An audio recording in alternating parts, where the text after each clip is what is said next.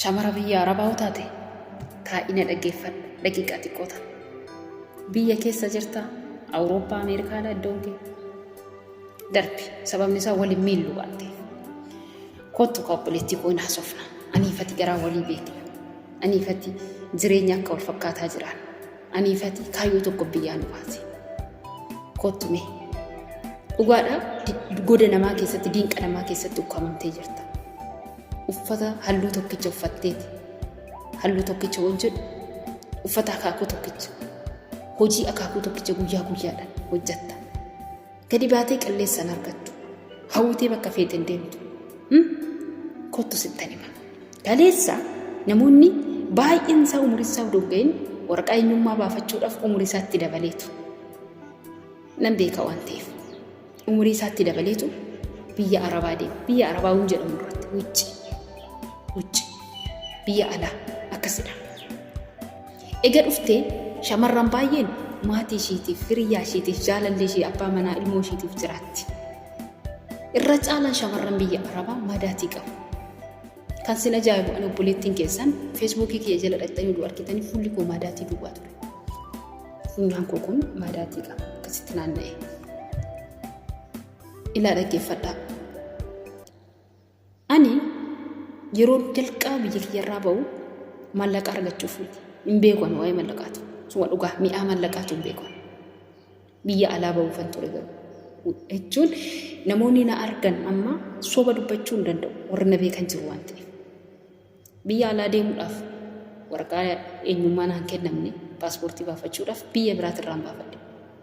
Tulluu Manguuraa jedhama gandi kun.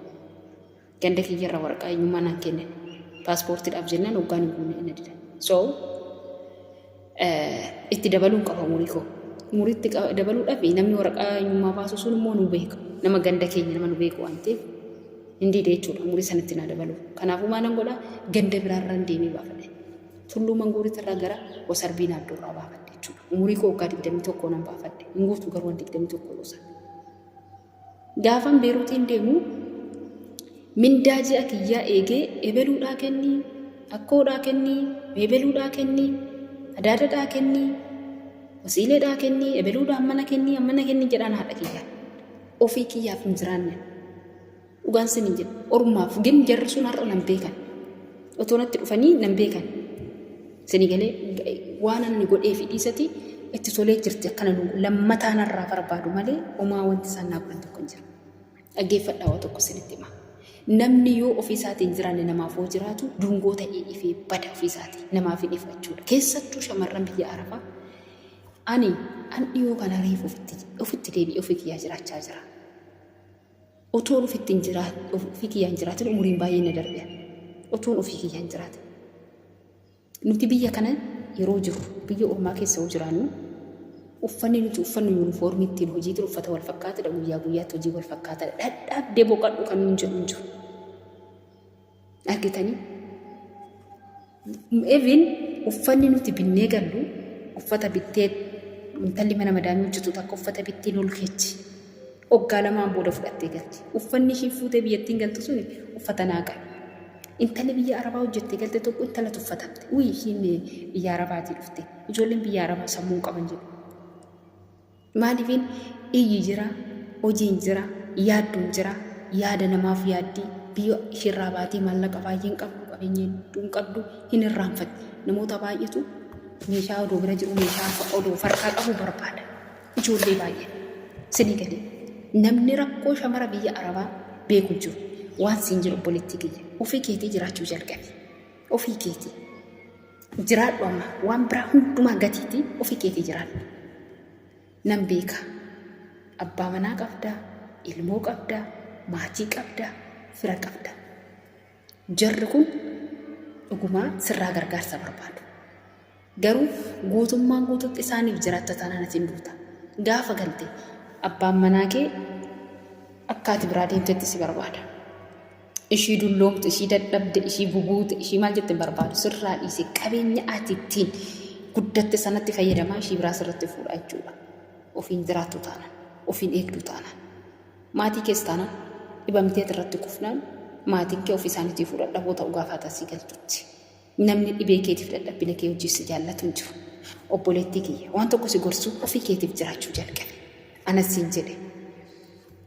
Ani isuma dhugaa dubbachuudhaaf waan umuriin namaa deemu natti hin fakkaatu ture. Waggoota muraasan dura natti hin fakkaatu bakka ganaan hojjedha waan ta'eef maali? Hin sassatu mallaqa jechuudha. Sini galee ofii kiyyaa jiraachuu eegadhe. Gaafan ofii kiyyaan jiraatin san maadaatii duwwaa ture fuulli koo. Gaafan ofii kiyyaan jiraatin san baay'ee cal jedhee tanan ofii kiyyaa akka baalli akka maraattu. Sini galee namaaf utoo jiraatin ofii kiyyaaf utoo jiraatin namaaf jiraachaa ture. Sitti immoo obboleettii kiyya ofii keetiif jiraachuu jalqabe. Jechi kun waan salphaa isinitti fakkaate. Warri kun darbaa warri na dhaggeeffachaa jirtan ijoollee akka biyya hambaa keessa jirtan shamarraniif ofii keetiif jiraachuu jalqabe. Maallaqa kee qaban. Maallaqa kee of harkaa bittinneessitee harka kee duwwaa taata taanaan humtuu sin jaalatu. Gaafa sammuun kee duwwaa ta'e maraattuudha jedhu humtuu sin jaalatu. Gaafa kaleen qabaanneeti gaafa ciistee lafatti humtuu sin jaallatu.